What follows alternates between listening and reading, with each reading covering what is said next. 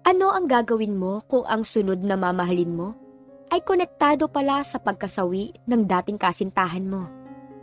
Itutuloy mo pa din ba ang pagmamahal na nararamdaman mo? O kakamuhian mo ang taong ito?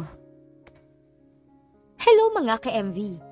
Tara at samahan niyo po akong pakinggan ang kwento ng pag-ibig ni Lovely De Vera, na sana po ay kapulutan niyo ng inspirasyon sa inyong buhay.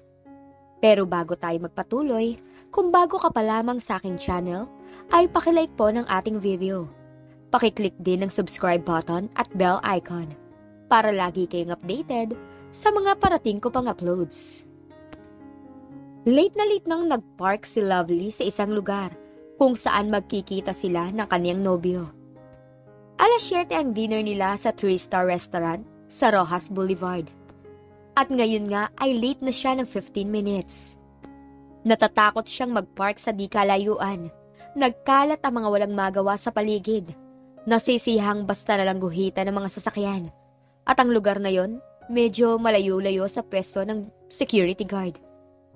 Bumaba siya ng kotse at nagmamadaling lumakad patungo sa restaurant. Hindi pa siya nakakahakbang nang malayo nang makuha ang atensyon niya ng dalawang lalaking nasa pagitan ng dalawang kotse. "Boss, wala akong kinalaman doon." Nakita ni Lovely kung paano umangat sa lupa ang lalaki. Dahil nakapitsera dito ang mas malaki at mas mataas na lalaki at ibinalya sa kotse. Pinigil niya ang sariling lumapit at tawatin ang malaking lalaki sa karahasan nito. "Ako mismo ang tatapos sa'yo, tandaan mo yan. Kapag nakita mo ko, umiwas ka na. Dahil kung hindi..." Hindi nito nakuhang tapusin ang sinasabi. Naramdaman ang presensya ni Lovely at lumingon sa gawin niya. She froze. Sa kabila ng malayo ng konti ang poste ng ilaw, ay nakita niya ang matinding galit sa mga mata ng lalaki.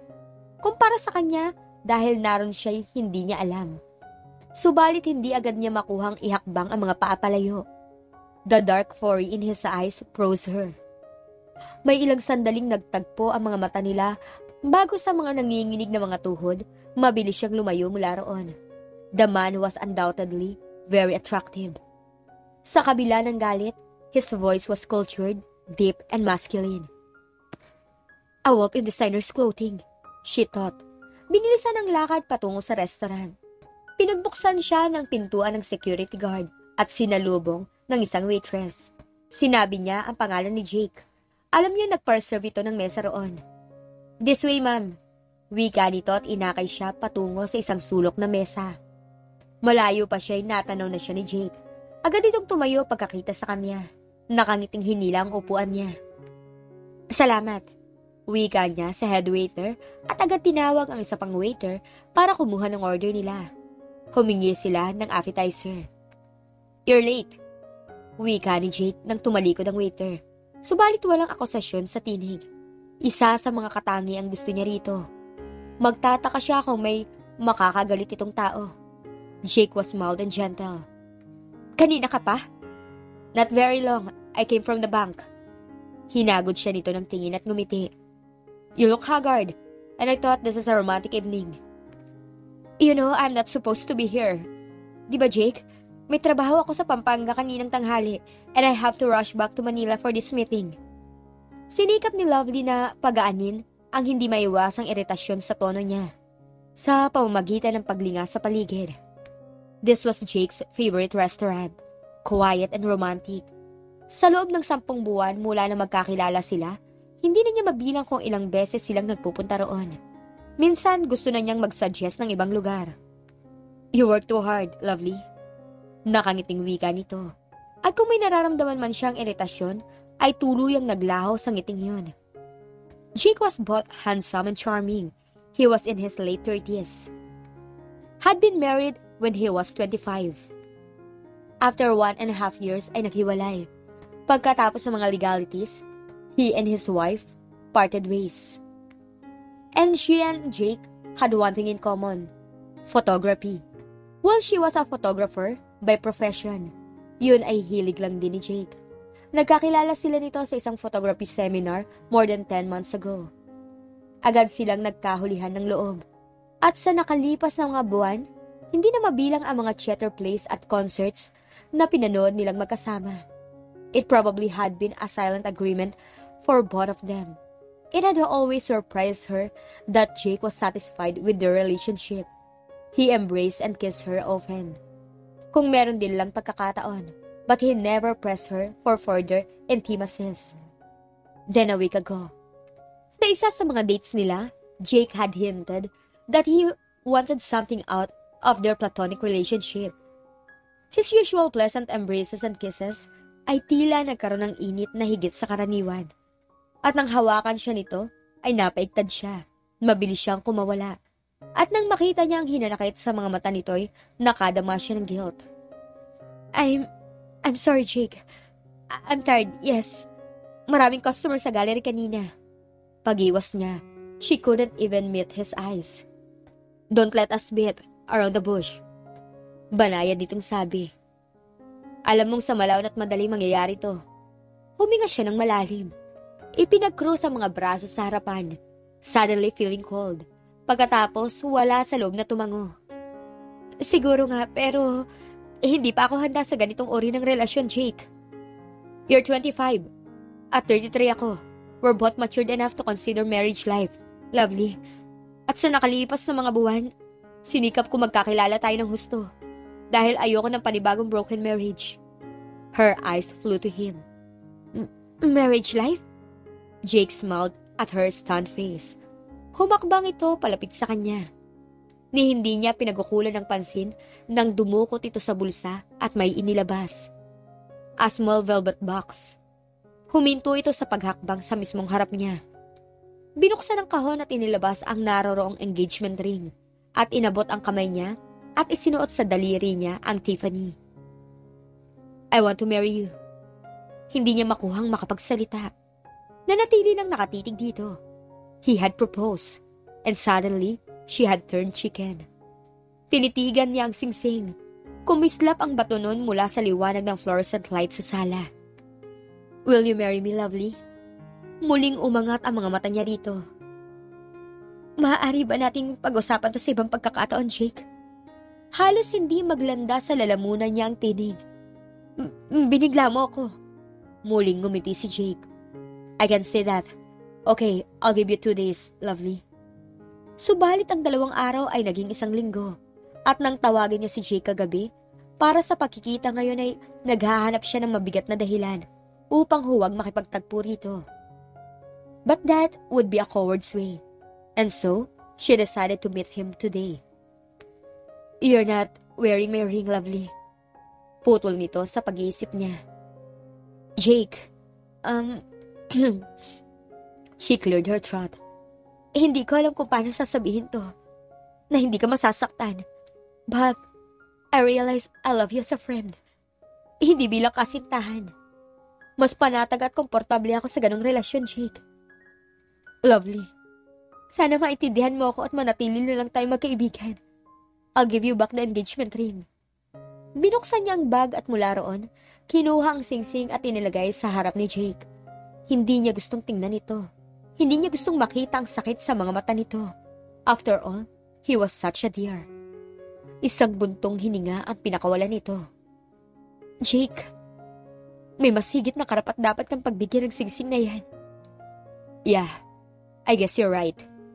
Wika nito sa resigned na tinig. Nahagip niya ng tingin ang lungkot sa mga mata nito. Subalit agad yung nawala at nahalinhan ng ngiti. Kinawayan ng waiter. Let's eat, I'm starving. She smiled, just like Jake. Ang kinagagalak niyang naging madali para dito ang tanggapin ang rejection niya. She'd hate losing him as a friend. I'm sorry, lovely. Wika ni Jake nang nasa labas na sila ng restaurant.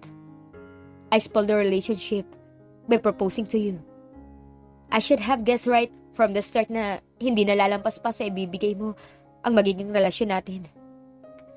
Nonsense, wika niya. Magkaibigan pa rin tayo. And I'll hate you forever kapag hindi mo na ako tinatawagan. Kinabig siya nito at hinagkan sa ibabaw ng ulo. Good night. I'll call you tomorrow or perhaps the next day. Darating bukas si Mr. Estrada at ang pinsan niyang si Carl. Maghapon na naman ang meeting. Suddenly, he was weary.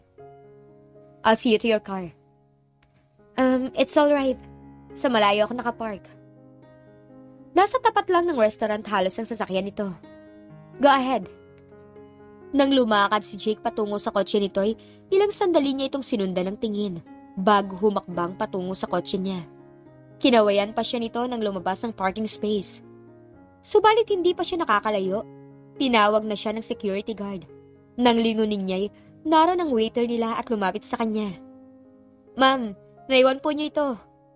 What? Oh, ang singsing na ibinalik niya kanina kay Jake. Hindi nga pala nito kinuha yon at nanatili lang sa mesa. Marahil tuluyan ng nakalimutan habang kumakain sila. She took it from the waiter. Thank you very much. At saka po ito, ma'am. Inabot ng waiter ang isang susi sa kanya. Lovely groaned. Alam niya kung para saan ang susing yun. It was Jake's key in his safety deposit box. Napuna niya yun kaninang nilalaro-laro ni Jake sa kamay nang dumating siya. Muli nagpasalamat siya sa waiter. Napapailing habang lumalakad patungo sa kotse niya. It wasn't like Jake to forget as important as his safety deposit box key. If you're there, answer this phone, lovely. Kalalabas lang niya ng banyo at nakatapis pa siya ng tuwalya nang marinig yun. Si Jake ang nasa kabilang linya. It had been a week since their last meeting. At ngayon lang ito tumawag, iniisip na niyang nasaktan niya ito. Kahit papano, hindi niya maiwasang malungkot.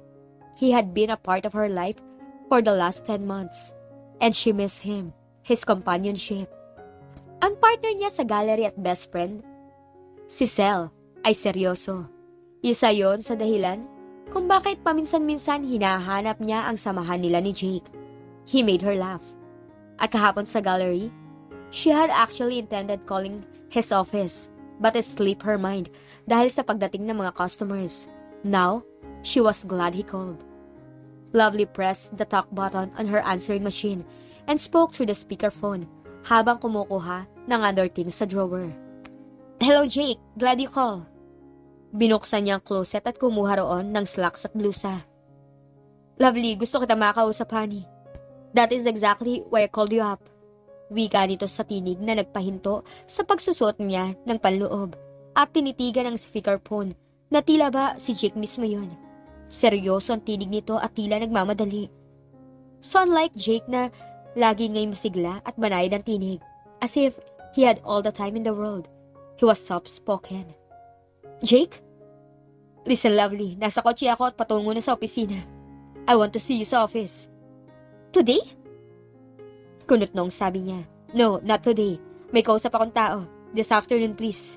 Please, lovely. Pakiusap nito at may nahihimigan siyang hindi niya may paliwanag sa tinig nito. Of course, I'll be there. Sisikapin ko makalis sa maga sa gallery mamayang hapon. Nasa Green Hills ang gallery nila at ang opisina ni Jake ay nasa Alabang. But, couldn't we just meet somewhere? Sa Makati kaya? May kailangan akong tapusin sa opisina, lovely. I'm resigning. Wika nito na sa pandinig ni Lovely ay sa ninenervous na tinig. Besides, importante ang ibibigay ko sa'yo. I would have dropped in your place kung nakita ko. Kahapon ko pa yung hinahanap. Baka nasa opisina, ikaw lang ang maaari kong pagbigyan ito. Hihintayin kita. Jake, the ring and... It's not important. Do come, Lovely. Sa pagkasabi niyon ay ibinaba na nito ang telepono. Hindi siya nakaalis na maaga sa gallery dahil may 2 pang customers na late nang dumating. Kaya 6:30 na nang iparada ni Lovely ang pulang Mazda niya sa parking lot ng building. Lumabas siya ng kotse at ipinasyang huwag nang dalhin ang shoulder bag. Ipinasok sa bulsa ng pants niya ang susi ng kotse. Iilang sasakyan na lang ang nakita niyang nakaparada sa parking lot ng 4-story office building na yon. At ang isa roon ay ang Sentra ni Jake. Siguro ang mga nag-o-overtime pa sa ilang opisinang nangungupahan sa building na yon.